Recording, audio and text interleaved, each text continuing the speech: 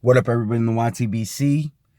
Big shout out to my brothers in the UGC, and a big shout out to hashtag Come Back to Boxing. When you get a chance, go to the link, go to the description. Links to all the channels are listed there. Check them out and subscribe to them if you like what you see. But at least give them a chance, check them out, and take it from there. Saturday, and it's funny because this happened like right after I uploaded my last video about Tyson Fury rejecting the WBC order. My phone like completely just died on me. Like, not the battery, like it's kaput. um, it was kind of funny because if you take a look at the thumbnail where Tyson Fury, he's supposed to look angry, but he kind of looks constipated. That's the last thing I saw on my phone screen. Like, it froze. I couldn't do nothing. I was like, all right, my phone will probably restart itself. And then the screen went black. And now it won't charge. It won't turn on. It won't do nothing. So I've already looked into all possibilities. It's actually covered under warranty because I haven't had the phone. I've had the phone for less than a month. So I'm supposed to be getting a new phone today. Just waiting for it to be delivered. But anyways, that's why I'm doing this video the way that I am, because this is my tablet. I use this for really an art business that I'm trying to get off the ground, and I really don't want to download a whole bunch of software, or I shouldn't say software, but apps for stuff not related to that. But it already has a camera app installed on it, so I figured I'll just do, a very basic type of video. But anyways, let me get into the topic instead of rambling. So I really want to talk about this mythical back end money that a lot of people seem to want to use for their arguments as to why certain boxers are bigger stars than others. I mean, really, the one that gets used all the time now is with Deontay Wilder and Anthony Joshua. And I just want to point out just how stupid of an argument this really is. Star power, well, first off, there's just a lot of bullshit that's being used in this argument that's not even related to the back end money. Like, I'm just going to briefly touch on a couple things. Like, there's a certain somebody who is crediting Deontay Wilder for all the pirated streams, which makes no sense because you're giving Deontay Wilder credit for all the money that the fight didn't make. So that's somehow supposed to make him the A side. That all the money that his pay-per-view didn't make is what you're going to credit him with. Okay, that makes no sense from a business standpoint. But let's go ahead and talk about the back end.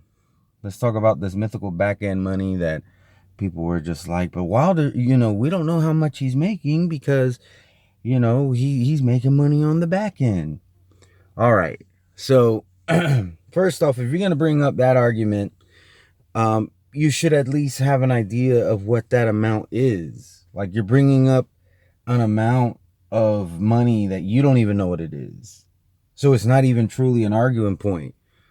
But you also should know what back end money is. Now, I'm not going to act like I know what it is. But I'll tell you what my understanding is. My understanding is that back end money comes when you are talking about pay-per-views. Okay? Now, how many pay-per-views has Deontay Wilder been a part of? Well, if your answer is one, then you are correct. He's only been a part of one pay-per-view. Okay? So, when we're talking about who is the bigger draw, and we're talking about back-end money, you have to realize that argument is actually a double-edged sword. Because just like Deontay Wilder can get back-end money, don't you think AJ can get back end money? Especially when AJ has been doing pay-per-views. If I'm not mistaken, he's been a part of 8 pay-per-views. So, and by a whole lot more pay-per-view buys. Now, that still doesn't quite translate because pay-per-views over in the UK are cheaper. And if you don't understand, the reason why is because their pay-per-views have ads while ours don't. So it's not the model is just different than our pay-per-view model. Okay? So but so it doesn't quite translate. You can't just go by the number of buys. You would actually have to sit down and do the amounts. But we, at the end of the day, none of us really truly know what that back end money looks like. We don't know what the percentage is.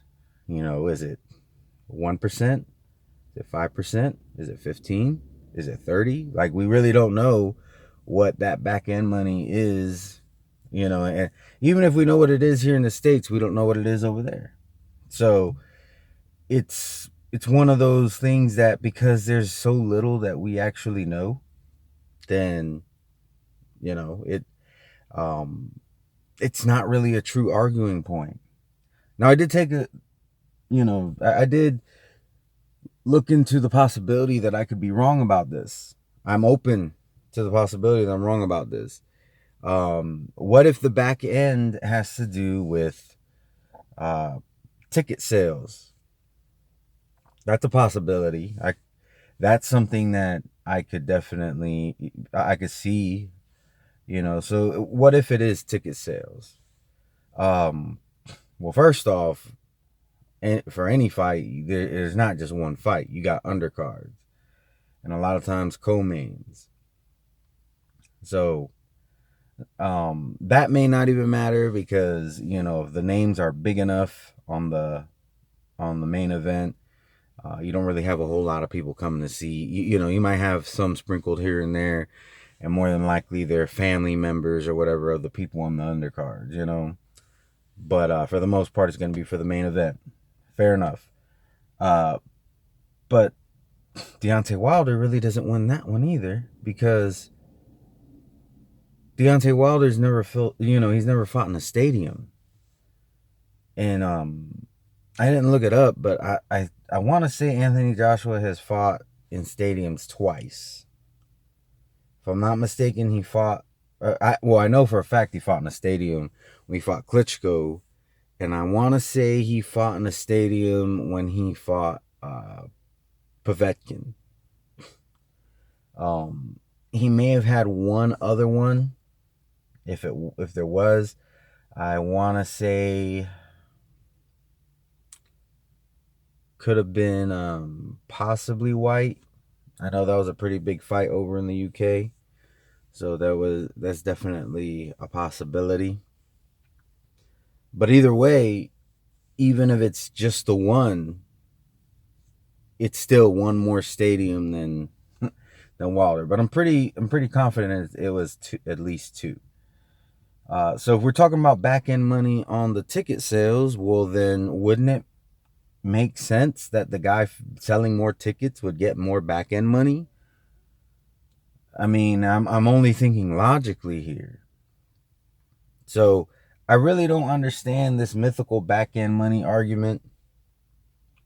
People act like it only goes one way. Now, if there's something that I didn't think of, it's like I said, I'm open to the possibility that I'm wrong. And if I am, please put it in the comment section below. Then I could look into it, and then maybe I could do a follow-up video talking about how I was wrong in this one. But please do check out Jay Cotto and all my brothers in the UGC. Like I said, link will be in the description. And go ahead and tell me your thoughts. What do you think about this whole back end money talk? Do you think it's legitimate? And if so, why? And if you don't, and there's something that maybe I didn't cover, please feel free to add. But to all my subscribers, anybody watching my videos, or if you just so happen to stump on this video, please have a wonderful and blessed day. Peace.